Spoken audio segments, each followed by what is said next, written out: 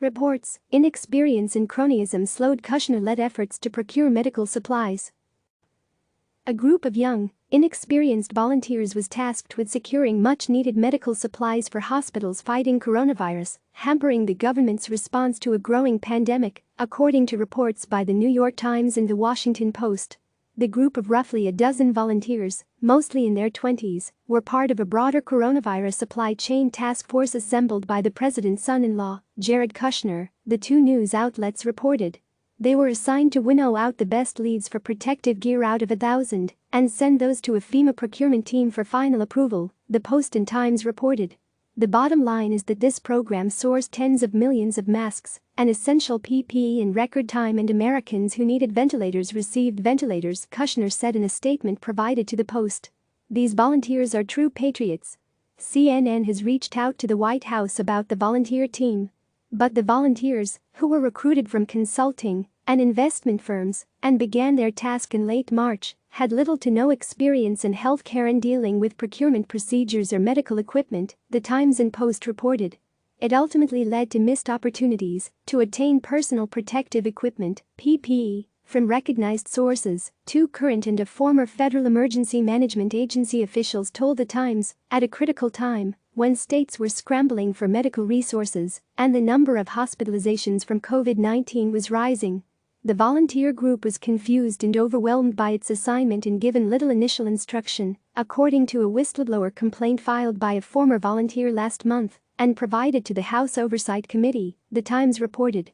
The group was given non-disclosure forms from the Department of Homeland Security days after they started, according to the Times. According to the complaint, few of the leads they flagged ended up working out, the Times reported.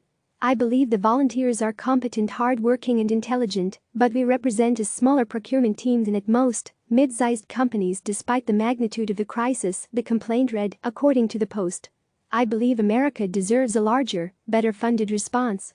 The team generally works 12-plus-hour days, 7 days per week, but frankly has little to show for it. CNN has reached out to the House Oversight Committee. The volunteer group was also told to prioritize leads from VIPs, including political allies, conservative journalists and associates of President Donald Trump, outlets reported. Fox News Channel host Jeanine Pirro repeatedly lobbied the administration for a specific New York hospital to receive a large bulk of masks, and Fox and Friends host Brian Kilmeade passed along a lead about PPE, the Post reported, citing two people familiar with the outreach. A Fox News spokeswoman told the Post that Kilmeade and Pirro said they were unaware that they were prioritized. According to emails obtained by the Times, two of the volunteers in March had passed along procurement documents filed by a Silicon Valley engineer, Yaron Pines, who claimed he could provide more than 1,000 ventilators. The volunteers forwarded the lead to federal officials, who then sent it to New York officials, who assumed Pines had been vetted, the Times reported. New York State awarded the engineer a $69 million contract but didn't receive a single ventilator, which was first reported by BuzzFeed News.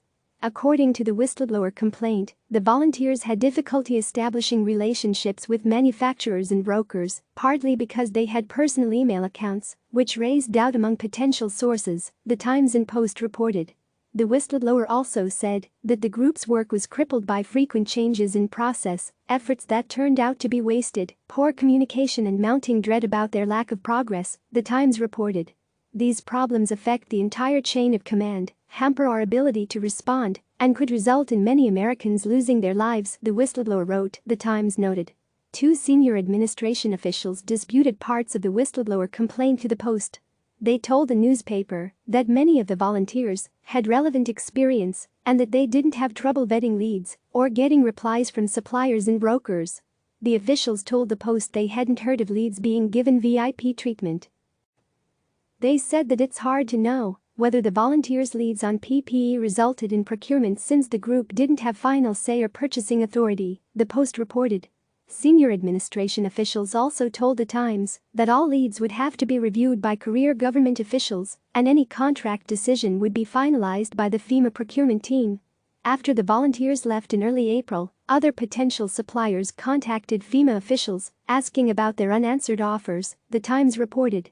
FEMA officials, who hadn't been provided with complete records of the volunteers' calls, were forced to restart the vetting process for some leads, according to the Times. Rear Administration.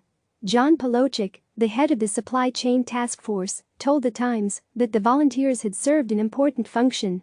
"The first thing we knew we needed to do was find more product around the globe in order to buy time to increase domestic production," Polochik said in a statement to the newspaper. This group made lots of calls, followed up on many leads. They helped wade through the hundreds of false claims and turned over a few true sources to government action officers. Their efforts saved many government man-hours. Click subscribe to receive the latest news.